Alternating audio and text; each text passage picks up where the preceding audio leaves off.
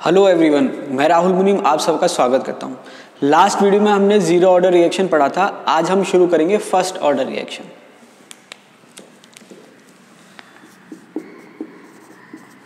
First order reaction. अब देखिए, हमने लास्ट वीडियो में देखा था जीरो ऑर्डर रिएक्शन और उसमें हमने कहा था कि हम एक एक करके ऑर्डर डिस्कस करेंगे, zero order, first order, second order. और उसमें हमने कुछ पॉइंट्स लिए थे, differential rate equation, integrated rate equation, half life, example, etc. तो देखिए, सबसे पहले अगर हम बात करें डिफरेंशियल रेट इक्वेशन की, किसकी? Differential rate equation. तो देखिए फर्स्ट ऑर्डर, क्योंकि नाम से ही पता चल रहा है फर्स्ट ऑर्डर।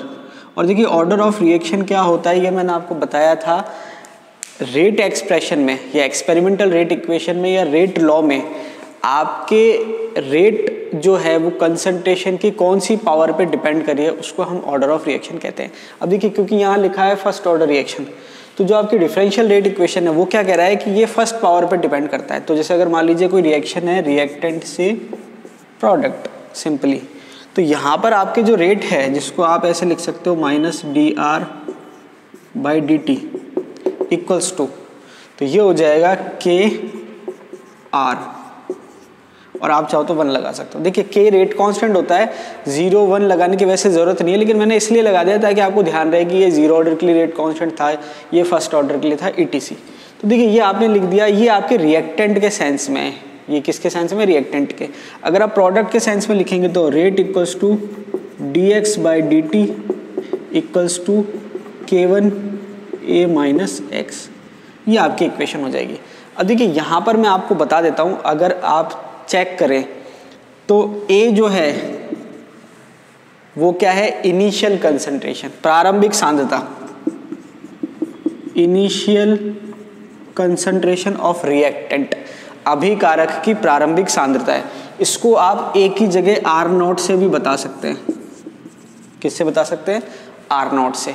और R जो है, या फिर आप कह सकते हैं A-x, ये क्या है? Concentration of reactant. ये क्या है? Concentration of reactant at time t। तो देखिए यहाँ मतलब क्या हुआ कि R0 या A जो है वो प्रारंभिक सांद्रता है अभिकारक की, R और A-x जो है अभिकारक की सांद्रता है किसी समय t पर। तो यहाँ पर ये क्या कह रहा है कि जो आपके रेट इक्वेशन है वो किस पे डिपेंड करी है? अभिकारक की सांद्रता के। तो A-x क्या हो गया? अभिकारक की सांद्रता किसी समय t पर। x क्या है? x है उत्पाद की सांद्रता। x क्या है? उत्पाद की सांद्रता किसी समय t पर।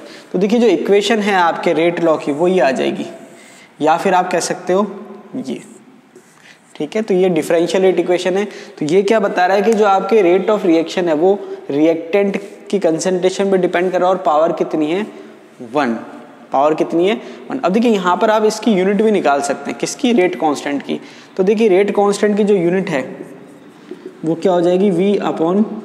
V/A-x की यूनिट। अब देखिए V क्या है? रेट ऑफ रिएक्शन है। रेट ऑफ रिएक्शन की यूनिट होती है कंसंट्रेशन अपॉन टाइम, और यहाँ पर अपॉन में कंसंट्रेशन है तो ये कैंसिल आउट हो जाएगा। तो इसकी जो यूनिट आएगी रेट कांस्टेंट की वो आएगी सेकंड इनवर्स। क्या आ जाएगी? Second inverse.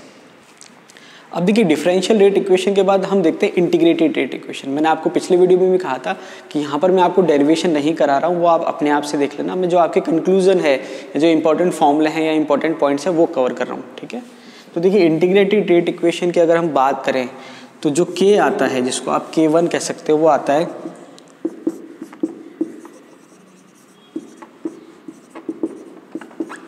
ये मैंने आपको गलत लिख दिया, लॉग की जगह यहाँ नेचुरल लॉग होता है। ठीक है, तो ये आ गया K equals to 1/t natural log A/A-x। अब देखिए जो A/A-x है इसको आप R0/R भी लिख सकते हैं। ठीक है, नोटेशन पे डिपेंड करता है। देखिए बुक्स में आपके कभी A/A0 होता है या A/A-x होता है या R0/R होता है। इसका मतलब ये है कि आपके ऊपर जो है वो है इनिशियल कंसंट्रेशन, अब इनिशियल कंसंट्रेशन किसकी, रिएक्टेंट की प्रारंभिक सांद्रता, जिसको आप ए से भी डिनोट कर सकते हैं, जिसको आप आर नॉट से भी डिनोट कर सकते हैं। और नीचे होती है कंसंट्रेशन एट टाइम टी, तो जिसको आप ए माइनस एक्स से भी डिनोट कर सकते हैं और आर से भी डिनोट कर सकते हैं। अब देखिए इस नेचुरल लॉग को अगर आप कन्वर्ट करेंगे तो ये हो जाएगा आपके 2.303 अपॉन टी लॉग ए अपॉन ए माइनस एक्स। ये आपके फाइनली क्या हो जाएगा, इंटीग्रेटेड रेट इक्वेशन हो जाएगी। तो देखिए यहाँ पर आपके लॉग आ रहा है, क्या आ रहा है, लॉग आ रहा है। तो यहाँ पर आपके जो है के है वो है 2.303 अपॉन टी लॉग ए अपॉन ए माइनस एक्स। ये क्या है, इंटीग्रेटेड रेट इक्वेशन। इससे अगर आप टाइम का फॉर्मूला निकालना चाहें तो ये हो जाएगा 2.303 अपॉन K1 लॉग ए अपॉन ए माइनस एक्स। ठीक है, समझ आ रही है बात। और इसी के बेसिस पर अगर आप टाइम इंटरवल का फॉर्मूला निकालना चाहें, टाइम इंटरवल का मतलब क्या है, T2 minus T1 equals to del T.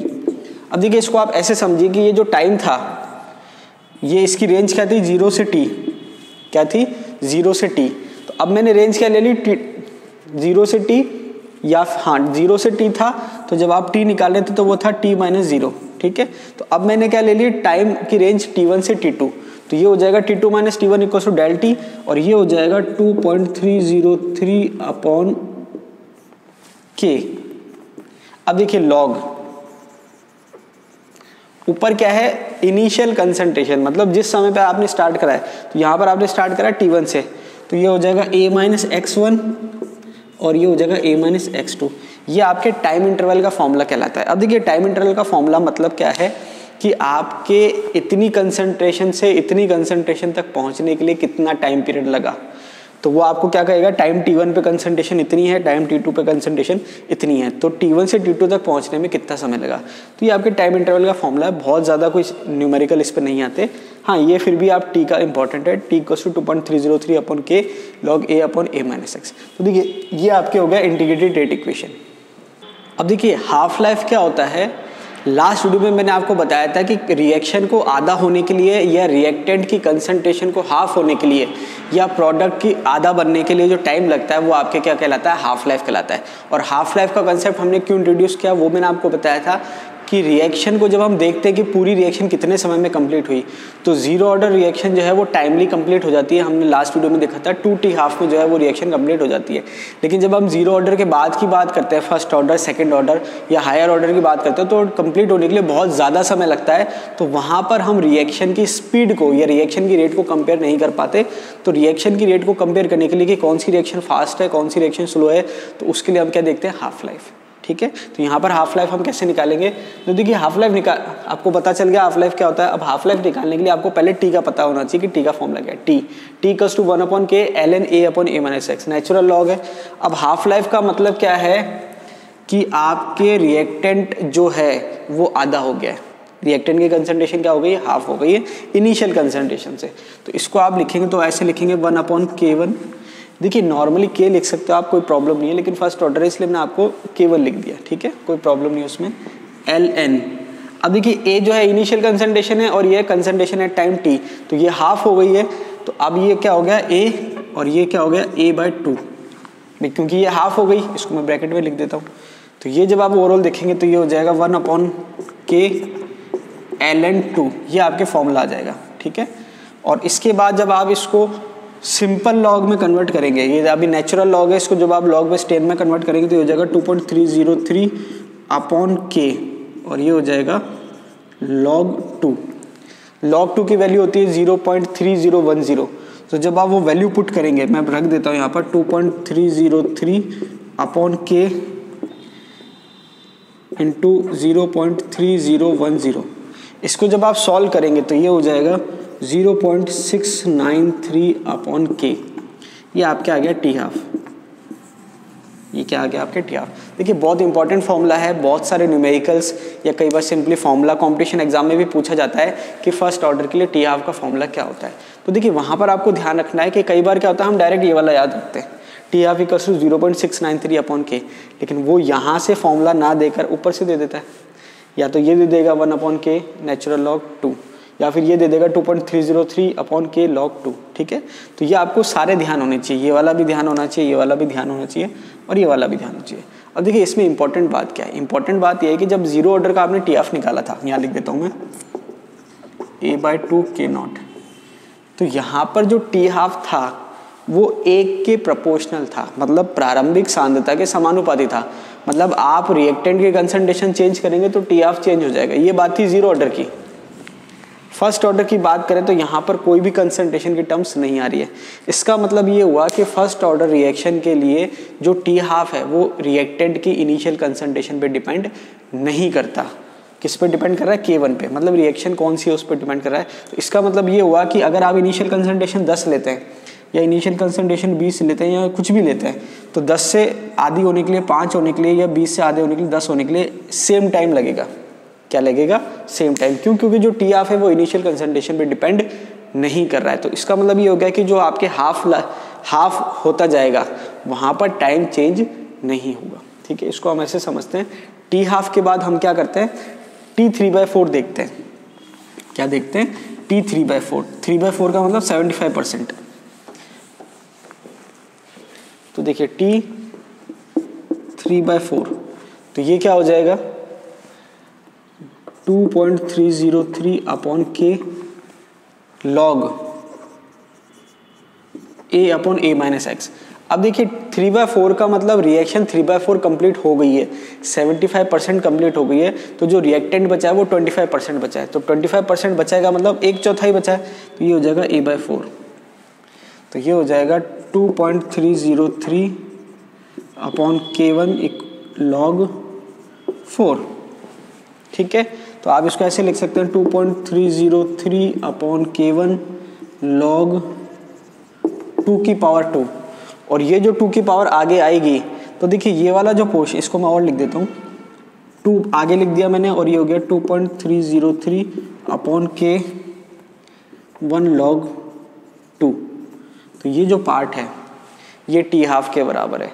तो फाइनली क्या हो गया? T3/4 equals to 2 T half. देखिए ये आपको अगर ध्यान हो तो जीरो ऑर्डर के लिए आया था 1.5 टी हाफ। तो कहने का मतलब ये था कि जीरो ऑर्डर के लिए जो रिएक्शन है 50% वो टी हाफ था उसके लिए टाइम, और 75 के लिए था 1.5 टी हाफ। यहाँ पर आप देखेंगे तो 75% रिएक्शन के लिए क्या लग रहा है? 2 टी हाफ। तो इससे एक कंक्लूजन ये निकलता है कि आपकी जो फ्रैक्शन ऑफ रिएक्शन है या जो कंप्लीशन ऑफ रिएक्शन है वो एक कंप्लीट जो है डिपेंड नहीं कर रही है इनिशियल कंसंट्रेशन पर। तो इसको मैं आपको थोड़ा सा यहाँ पर लिख के बता देता हूँ तो आपको और क्लियर हो जाएगा। ठीक है, बात समझ में आ गई? अब देखिए ये हो गया टाइम, ठीक है, ये हो गया परसेंटेज ऑफ रिएक्शन कंप्लीशन। ठीक है, तो ये हो गया time, percentage of reaction completion, और ये हो गया रिएक्टेंट लेफ्ट। बात समझ में आ गई? तो देखिए यहां पर हमने देखा कि टी हाफ की अगर हम बात करें तो 1 टी हाफ जो था उसमें कितने परसेंट रिएक्शन कंप्लीट हो गई? 50%। 50% रिएक्शन जब कंप्लीट होगी तो आपके रिएक्टेंट कितना बच जाएगा? 1/2। क्लियर? इसके बाद मैंने कहा 2 टी हाफ। तो देखिए कहने का मतलब ये है कि मैंने कहा पहले कंसंट्रेशन 100 थी तो 100 से क्या हो गई? 50। अब हमने ये देखा है कि जो टी हाफ है वो इनिशियल कंसंट्रेशन पे डिपेंड नहीं कर रहा, मतलब हम क्या कर रहे हैं उसको हाफ करते जा रहे हैं और टाइम सेम लगेगा 1 टी हाफ। तो देखिए 100 से 50 होने में टी हाफ लगा, फिर 50 से वापस आपने क्या करा? और कंप्लीट करा, तो रिएक्शन कंप्लीट कितनी हो गई? 75%। मतलब आपके 2 टी हाफ इसको आप कह सकते हैं। तो ये हो जाएगा 1/4। ठीक है, इसके बाद आप कह सकते हैं 3 टी हाफ। तो देखिए 25% बच रहा है, 25% का आधा और कंप्लीट हो गया, मतलब 12.5%। तो ये हो गया 87.5%। तो ये हो जाएगा 1/8। तो कहने का मतलब ये है कि एक टी हाफ में रिएक्शन आधी हो रही है, फिर अगले टी हाफ में उसकी आधी हो रही है, फिर अगले टी हाफ में उसकी आधी हो रही है। तो यहाँ पर नंबर ऑफ टी हाफ जो हैं उसके अकॉर्डिंग आपके रिएक्शन कंप्लीट होगी और उसके अकॉर्डिंग आपके रिएक्टेंट क्या होगा? लेफ्ट होगा, मतलब कितना बच रहा है। तो देखिए पहली टी हाफ में रिएक्टेंट आधा हो गया, दूसरी टी हाफ में रिएक्टेंट 1/4 हो गया, तीसरी में 1/8 हो गया, चौथी में कितना हो जाएगा 1/16 हो जाएगा, पाँचवीं में कितना हो जाएगा 1/32 हो जाएगा, और ऐसे वो क्या होगा आगे बढ़ता जाएगा। ठीक है,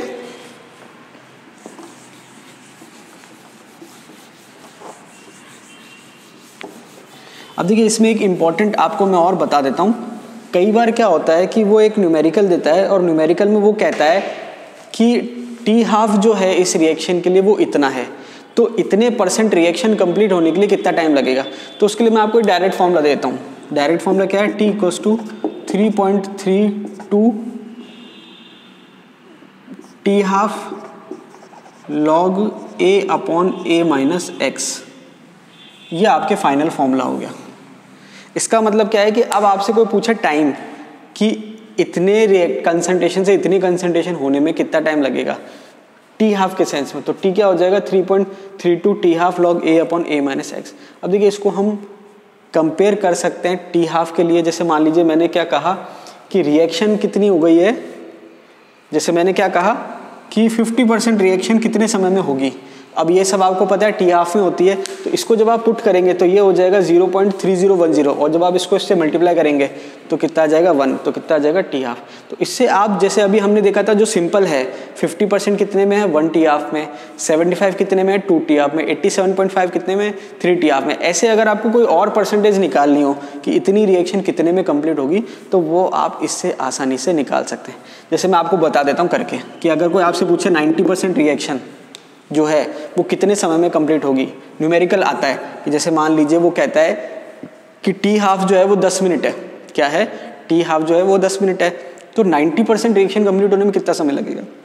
तो आपको काफ़ी टाइम लगेगा न्यूमेरिकल सॉल्व करने में, लेकिन यहाँ पर जो है आप इसको कैसे सॉल्व करेंगे, T = 3.32 टी हाफ log।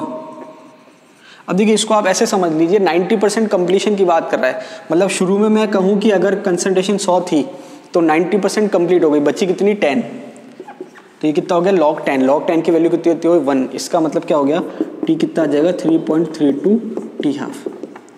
भाई ये तो हमने देखा ही था कि 3 टी हाफ में 87.5 कंप्लीट हो रही थी, लेकिन यहाँ पर आपके 90% के लिए कितना टाइम लगेगा 3.32 टी हाफ। ऐसे आप 99 के लिए निकाल सकते हैं, 99.9 के लिए निकाल सकते हैं, एंड सो ऑन। ठीक, अब देखिए लास्ट में बात आती है एग्जाम्पल की। तो एग्जाम्पल जो है वो आपको आई थिंक ध्यान होगा, एक हमने पढ़ा था सूडो ऑर्डर रिएक्शन या सूडो यूनिमोलिकुलर रिएक्शन, उसमें भी आप उसको फर्स्ट ऑर्डर के लिए एग्जाम्पल काम में ले सकते हो, जिसमें आपके था हाइड्रोलाइसिस ऑफ एस्टर। मैं लिख देता हूँ यहाँ पर CH3COO C2H5 + H2O, H plus की टर्म प्रेजेंस में CH3COOH + C2H5OH।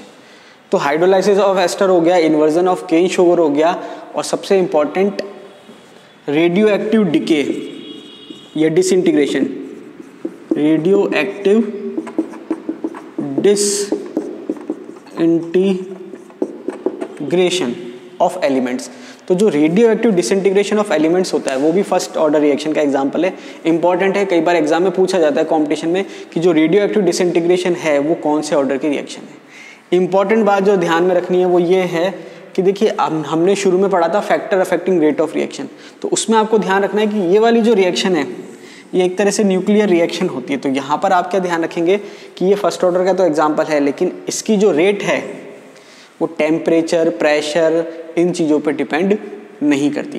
तो ये तो थी बात ओवरऑल फर्स्ट ऑर्डर रिएक्शन के लिए कि फर्स्ट ऑर्डर रिएक्शन की। तो आज के लिए इतना ही। आपको कोई प्रॉब्लम हो तो आप मुझे कमेंट बॉक्स में लिख सकते हैं, कोई आपके सजेशन हो तो मुझे कमेंट बॉक्स में बता सकते हैं। कोई भी आपकी प्रॉब्लम हो या आपको कौन सा टॉपिक पढ़ना है इसके बाद वो आप मुझे बता सकते हैं। आपको कोई चीज़ समझ में नहीं आई तो आप मुझे बता सकते हैं। तो देखिए आपके जब तक सुझाव नहीं आएंगे मैं उसमें इम्प्रूव नहीं कर सकता, या मुझे पता नहीं चलेगा कि आपको क्या प्रॉब्लम आ रही है। तो ठीक है, आप घर पे बैठ के पढ़िए, सेफ रहिए, और आपको कोई भी प्रॉब्लम आए तो आप मुझे कमेंट बॉक्स में बता सकते हैं। Thank you.